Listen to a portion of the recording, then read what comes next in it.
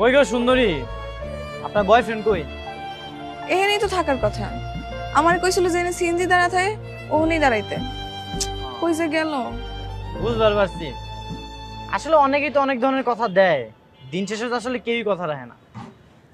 আমার মনে হয় কি আপনার বয়ফ্রেন্ড ভাগলপুর চলে গেছে। ভাগলপুর? হেডা আবার কই? এটা হলো কথার কথা। ভাগলপুর মানে বুঝেন না?